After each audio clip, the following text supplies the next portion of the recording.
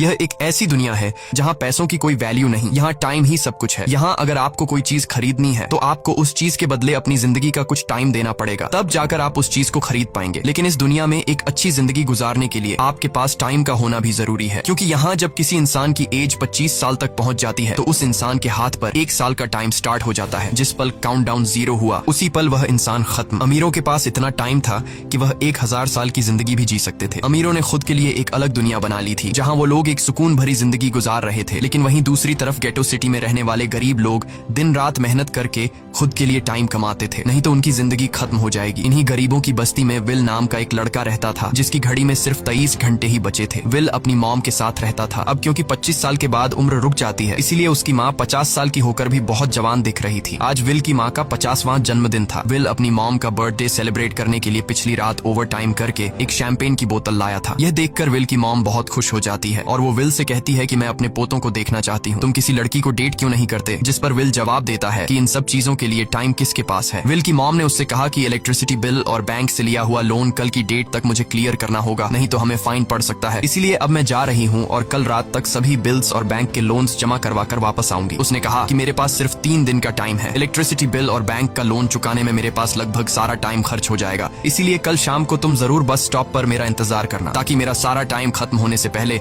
मैं तुमसे कुछ टाइम ले सकूं। इस पर विल ने कहा ठीक है, मैं टाइम पर पहुंच जाऊंगा। जाने से पहले विल की माँ विल के हाथ को छूकर उसकी बॉडी में 30 मिनट ट्रांसफर करती है ताकि विल अच्छा नाश्ता खरीद कर खा सके। इसके बाद दोनों अपने अपने काम पर निकल गए। रास्ते में विल के पास एक छोटी बच्ची आती है। वो विल को एक कैप्सूल देकर विल से उसका थोड़ा सा टाइम मांगती है। विल मुस्कुराते हुए उस छोटी बच्ची को कैप्सूल में अपनी जिंदगी का 5 मिनट का टाइम दे देता है और वह चली जाती है। यहाँ हमें पता चलता है कि यह लोग अपने टाइम को एक कैप्सूल में स्टोर भी कर सकते हैं, जिससे यह लोग कभी भी यूज और ट्रांसफर कर सकते हैं। इसके बाद विल काम के लिए फैक्ट्री पहुंच जाता है। काम शुरू करने से पहले वह कॉफी लेने जाता है, लेकिन वहाँ वह देखता है कि हर एक चीज का दाम डबल हो गया है। जहाँ पहले कॉफी 2 मिनट की मिलती थी, अब उसका प्राइस डबल होकर 4 मिनट हो चुका है। यहाँ पर कभी भी किसी चीज का भी दाम बढ़ा दिया जाता है बिना किसी अनाउंसमेंट के। ये बात विल को बहुत बुरी लगती है। मजबूरी में विल ने भी कॉफी के लिए अपनी जिंदगी के 4 मिनट पे किए और काम पर लग गया। दिन भर के काम के बाद रात के वक्त विल अपने दोस्त के साथ एक बार में जाता है। विल का दोस्त 1 नंबर का शराबी था। वह हर वक्त शराब के नशे में टली रहता। विल का दोस्त विल को इशारे में बताता है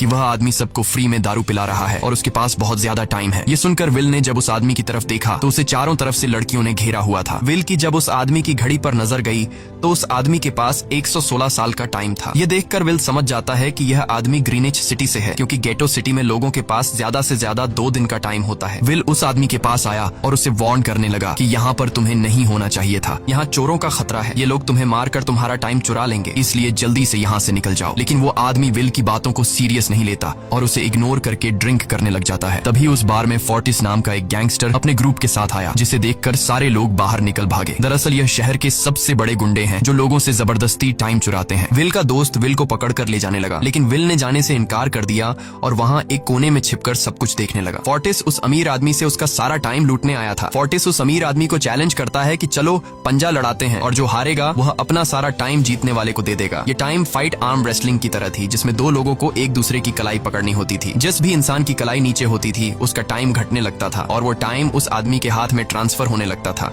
जिसकी कलाई ऊपर होती थी। इस तरह जीतने वाला इंसान सारा टाइम उस दूसरे आदमी से अपनी बॉडी में स्टोर करके उसे मार देता। फोर्टिस उस आदमी से कहता है क्या तुम इसके लिए तैयार हो? इस पर उस अमीर आदमी ने कहा कि मैंने बहुत ज्यादा ड्रिंक की हुई है, इसलिए मुझे कुछ टाइम चाहिए, उसके बाद मैं तुम्हारे चैलेंज के लिए तैयार हूँ। फोर्टिस कहता है कि ठीक है, ये तुम्हारी आखिरी ख्वाहिश है, जाओ मैं तुम्हें तैयार होने के लिए कुछ मिनट देता हूँ। फोर्टिस उसके साथ अपना एक आदमी भी भेज देता है ताकि यह भाग न सके। वो अमीर आदमी बाथरूम में आकर बहुत ज्यादा उल्टियां करने लग जाता है क्योंकि उसे काफी चढ़ गई थी, इसलिए अगर वो इस हालत में फोर्टिस से पंजा लड़ता तो इस अमीर आदमी का हारना कंफर्म था। तभी विल वहां पर आ जाता है। वो फोर्टिस के आदमी को मारकर उस अमीर आदमी को अपने साथ उस जगह से बाहर निकाल लेता है और उसे फोर्टिस से बचाकर एक सेफ जगह पे ले आया। विल ने उस अमीर आदमी से कहा कि मैंने तुमसे कहा भी कि तुम्हारी जान को खतरा है, तुम जानबूझकर अपना टाइम क्यों बर्बाद कर रहे हो। वो आदमी विल को अपना नाम हेनरी बताता है और वो विल से पूछता है कि तुम्हारी उम्र कितनी है। विल ने बताया 28 साल। हेनरी ने कहा मेरी उम्र 105 साल है और अब मैं जिंदगी से थक चुका हूँ। मैंने अपनी लाइफ में हर एक चीज का मजा लिया है और अब मुझे इस जिंदगी की जरूरत जरूरत नहीं है, मैं जीना नहीं चाहता। ये सुनकर विल ने हैरानी से पूछा, आखिर तुम कहना क्या चाहते हो? इस पर हेनरी ने कहा, लगता है तुम अब तक हकीकत से अनजान हो। क्या तुमने कभी सोचा है कि इस दुनिया में अलग अलग टाइम जोन्स क्यों बनाए गए हैं?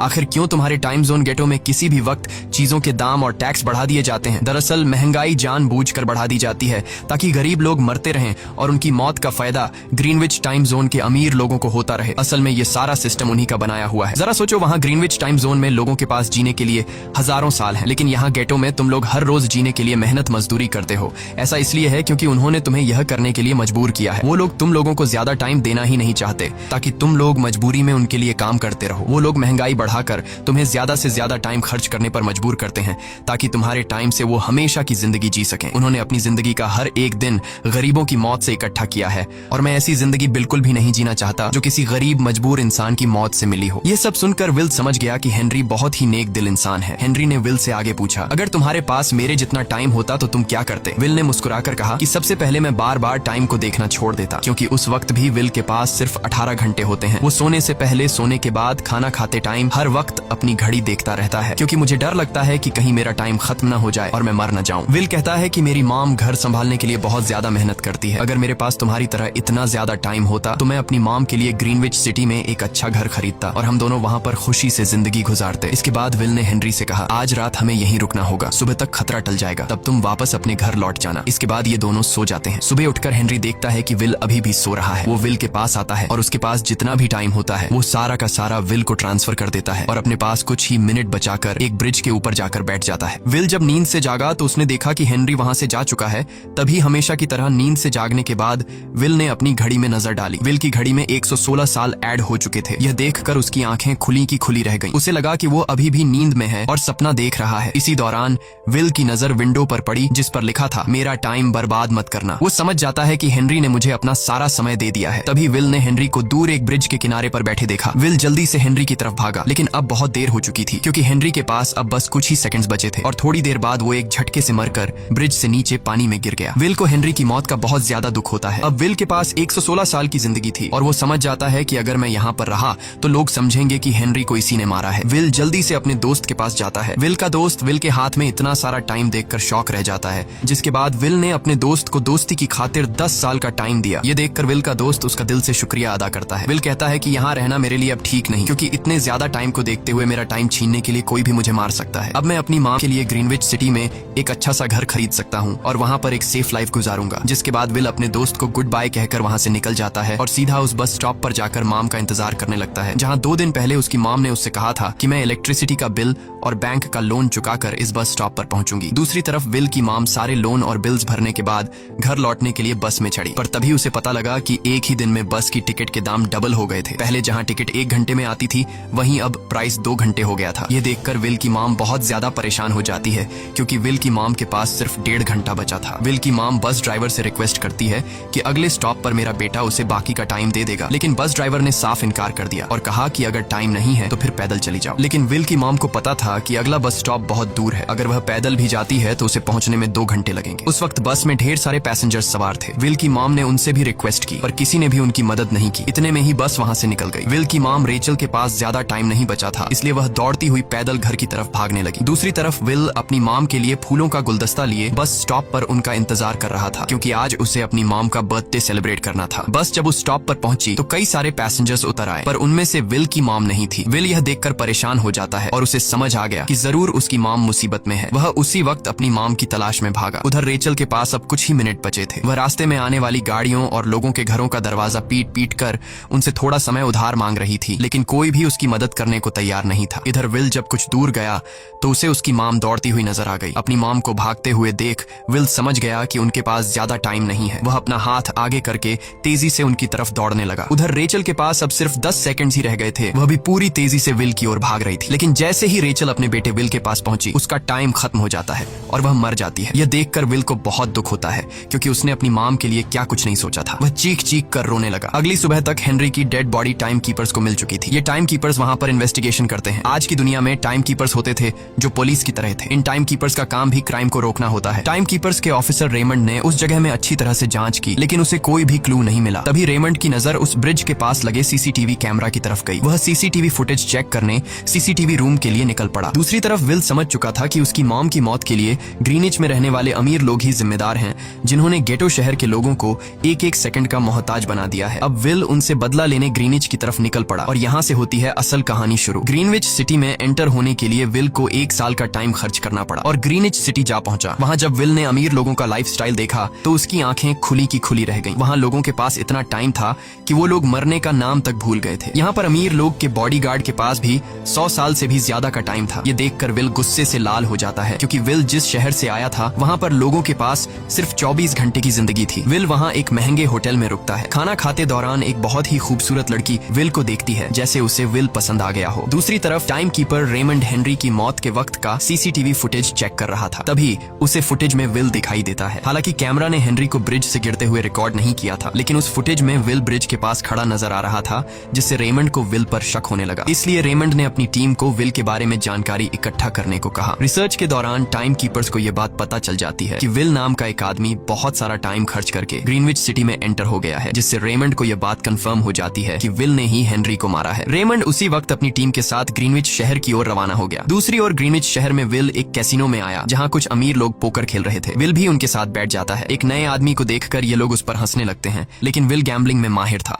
आज उसके लिए अमीरों से पैसे निकालने का सबसे अच्छा मौका था। विल ने फिलिप नाम के एक रईस आदमी के साथ पोकर की बाजी खेली। फिलिप यहाँ का सबसे रईस इंसान है। उसके पास खुद का एक टाइम बैंक है जो लोगों को लोन पर टाइम देता है। फिलिप के साथ उसकी डॉटर भी बैठी होती है। यह वही लड़की है जो कुछ देर पहले विल को गौर से देख रही थी। गेम जब शुरू हो जाती है तब विल अपनी लाइफ का सारा टाइम दांव पर लगा देता है और अपनी माइंड के बदौलत वो फिलिप से 1100 साल जीत जाता है। यह देखकर फिलिप की बेटी सिल्विया विल से काफी ज्यादा इम्प्रेस हो जाती है। उसने विल को कल रात अपने घर पार्टी पर इन्वाइट किया। फिर अगली शाम विल एक नई नवेली कार खरीदकर फिलिप की पार्टी में जा पहुंचा। वहीं पार्टी के दौरान विल और सिल्विया डांस करने लगते हैं और सिल्विया मन ही मन विल को दिल दे बैठी। वो अपनी दिल की बात विल से करने ही वाली थी कि तभी टाइम कीपर रेमंड अपनी टीम के साथ वहां पहुंचता है और विल को पकड़ लेते हैं। विल को खूनी समझकर सिल्विया भी उससे नाराज हो गई। रेमंड ने सबसे पहले विल का सारा टाइम उससे छीनकर सिर्फ 2 घंटे दिए। उसके बाद वो विल को हेनरी के खून के इल्जाम में गिरफ्तार करने लगा। रेमंड विल से पूछता है कि तुमने हेनरी को क्यों मारा। विल उससे कहता है कि मैंने उसे मारा नहीं था, बल्कि वो खुद जीना नहीं चाहता था, इसलिए उसने मुझे 116 साल दी और बाद में उसने खुद की जान ली। लेकिन रेमंड विल की बात पर यकीन नहीं करता। विल समझ जाता है कि रेमंड मुझे हेनरी के झूठे केस में फंसाकर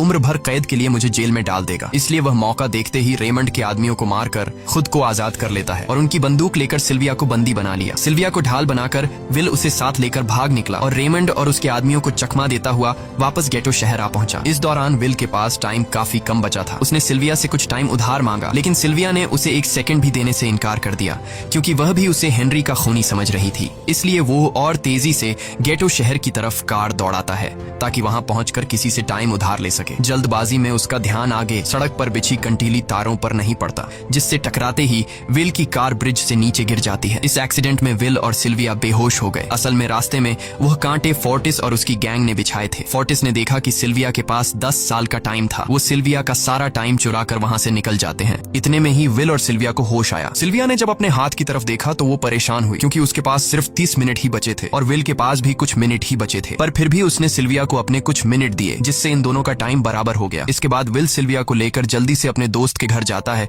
जिसे उसने 10 साल दिए थे। जब उसके दोस्त की वाइफ ने दरवाजा खोला और उसने विल को देखा तो उसने विल से नाराजगी जताते हुए कहा, तुम्हारे दिए हुए 10 साल ने मेरे हस्बैंड की जान ले ली। उसने सारा टाइम शराब में उड़ा दिया, जिससे उसकी मौत हुई। ये सुनकर विल मायूस हो गया, लेकिन अब इन दोनों के पास भी ज्यादा टाइम नहीं था। अगर यह दोनों जल्दी से कुछ नहीं करते तो इनकी भी मौत पक्की थी। तभी विल ने सिल्विया के कानों में ईयरिंग देखी जो हीरे की थी। उसे बेचकर विल और सिल्विया को 2 दिन का टाइम मिल गया। इसके बाद विल सिल्विया को लेकर फोन बूथ पर आया। उसने सिल्विया के पिता फिलिप को कॉल किया और बताया कि उसकी बेटी अब तक सही सलामत है। उस वक्त रेमंड भी फिलिप के पास ही मौजूद था और विल को भी पता था कि रेमंड भी वहाँ मौजूद है। विल ने सिल्विया को छोड़ने के बदले 10,000 साल का टाइम मांगा और वो 10,000 साल टाइम बैंक के जरिए गरीब लोगों में बांटने को कहा और कल सुबह तक का टाइम दिया। हालांकि फिलिप के लिए यह रकम कुछ भी नहीं थी, पर फिलिप किसी भी कीमत पर गरीबों को टाइम नहीं देना चाहता था। इधर विल सिल्विया को अपने घर ले आया, जहाँ पर दोनों सुबह होने का इंतजार कर रहे थे। इसी दौरान सिल्विया ने विल से पूछा कि उसकी फैमिली कहाँ है। इस पर विल ने बताया कि पिछली रात ही टाइम न होने की वजह से मेरी माँ की डेथ हुई। ये सुनकर सिल्विया को बहुत बुरा लगता है और उसे एहसास होता है कि यहाँ गरीब लोग हर पल मौत के डर में जीते हैं। उन्हें एक दिन का टाइम कमाने में कितनी मेहनत करनी पड़ती है। अगली सुबह बैंक खुलते ही विल और सिल्विया खिड़की से बैंक पर नजर रखने लगे, लेकिन बैंक ने गरीबों में टाइम नहीं बांटा। सिल्विया ये देखकर बहुत मायूस हो गई कि टाइम के आगे उसके पिता के लिए अपनी बेटी की भी कोई कीमत नहीं थी। अब सिल्विया को समझ आ गया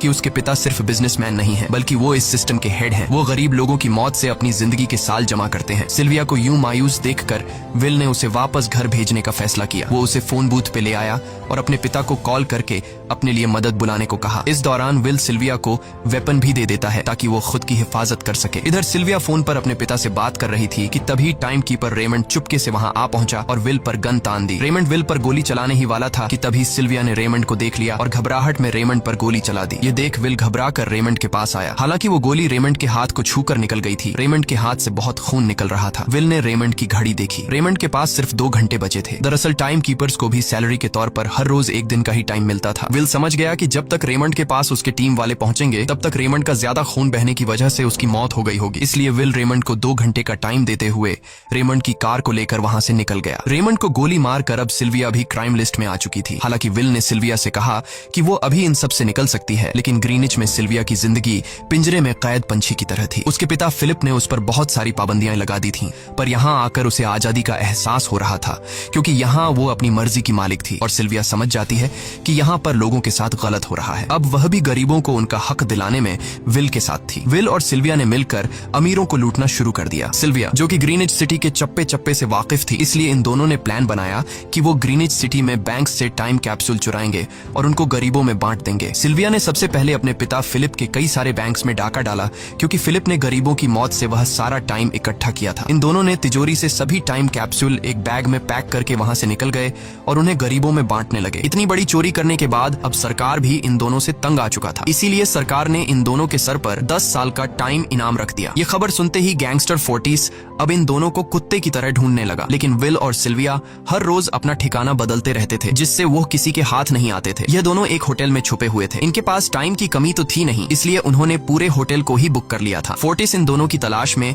उस होटल के बाहर आ पहुंचा। वहां उसने कुछ लोगों को पकड़कर उनसे विल और सिल्विया के बारे में पूछने लगा, लेकिन उन लोगों पर विल और सिल्विया के बहुत एहसानात थे, इसलिए ये लोग मरने के लिए तो तैयार थे, पर विल और सिल्विया का ठिकाना बताने के लिए तैयार नहीं थे। लेकिन जब फोर्टिस ने उन लोगों पर बहुत ज्यादा जोर जबरदस्ती की, तो उनमें से एक बंदा मौत के डर से फोर्टिस को उस होटल के बारे में बता देता है जहां विल और सिल्विया छुपे हुए थे। जिसके बाद फोर्टिस फौरन अपनी गैंग के साथ वहां पर पहुंच जाता है और इन दोनों को पकड़ लेता है। अब विल और सिल्विया का उनसे बच पाना नामुमकिन था। फोर्टिस ने विल को एक टेबल पर बैठा दिया और उसे टाइम फाइट के लिए चैलेंज किया। विल समझ गया कि अगर मैंने चैलेंज से इनकार किया तो फोर्टिस के गैंग वाले लोग मुझे मार देंगे, इसलिए क्यों ना आज इसके साथ पंजा आजमाया जाए। फोर्टिस और विल ने एक दूसरे की कलाई पकड़ ली और मौत का खेल शुरू हुआ। फोर्टिस माहिर खिलाड़ी था। उसने शुरुआत में ही विल का हाथ नीचे कर दिया, जिससे विल का टाइम तेजी से फोर्टिस में ट्रांसफर होने लगा। लेकिन विल बिल्कुल जोर ही नहीं लगा रहा था, जैसे कि वो जानबूझकर हार रहा हो। पर जैसे ही विल के पास अपनी लाइफ के 3 से 4 सेकंड बचे, तभी विल ने अपनी पावर दिखाई और एक झटके से फोर्टिस का हाथ नीचे कर दिया। फोर्टिस की आंखें खुली की खुली रह गईं। वो पूरा जोर लगाकर अपना हाथ ऊपर करने की कोशिश कर रहा था, लेकिन विल की ताकत के आगे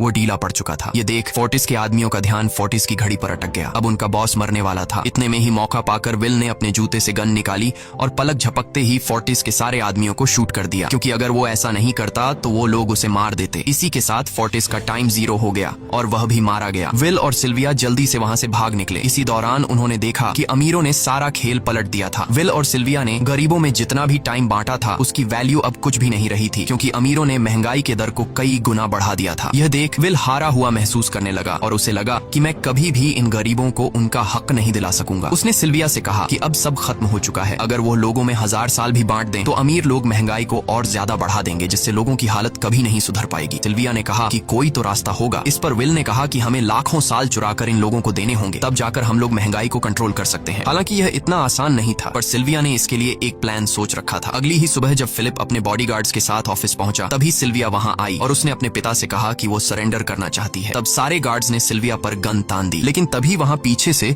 गार्ड के बेस में छिपा विल वहां आ पहुंचा। उसने फिलिप के सर पर गन रखी और उसके जरिए लॉकर का दरवाजा खुलवाया। विल और सिल्विया ने फिलिप के लॉकर से एक टाइम कैप्सूल चुरा लिया, जिसमें 10 लाख साल का टाइम मौजूद था। इस टाइम कैप्सूल का एक साल गरीबों की ही मौत से आया था। विल और सिल्विया वह टाइम कैप्सूल लेकर भाग जाते हैं। इधर रेमंड को जब यह बात पता चली तो वह फौरन विल और सिल्विया के पीछे लग गया। जब रेमंड ने अपने हाथ पर घड़ी को देखा तो उसके पास 1 घंटे से भी कम टाइम बचा हुआ था। वह हेडक्वार्टर कॉल करके कहता है कि मुझे मेरी सैलरी कैप्सूल में भेज दो, मेरे पास टाइम कम है। लेकिन इससे पहले कि वह अपनी बॉडी में कैप्सूल से टाइम ट्रांसफर कर पाता, उसे विल की कार दिख जाती है और वह कैप्सूल से अपनी बॉडी में बिना टाइम ट्रांसफर किए उनके पीछे लग जाता है, क्योंकि अगर वो 10 लाख साल गरीबों को मिल जाते तो गेटो टाइम जोन का हर एक इंसान अमर हो जाता और अमीरों का बनाया पूरा सिस्टम तहस नहस हो जाता। रेमंड ने विल और सिल्विया को पकड़ने के लिए अपनी पूरी जी जान छलांग लगा दी, लेकिन वो उन्हें रोक नहीं पाया। विल और सिल्विया रेमंड को चकमा देकर गेटो शहर आ गए और वह टाइम कैप्सूल एक बच्ची के हाथों में सौंप दिया। उन्हें पता था कि रेमंड सीधा हमारे पीछे गीटो शहर पहुंचेगा, इसलिए उन्होंने इस जगह को छोड़कर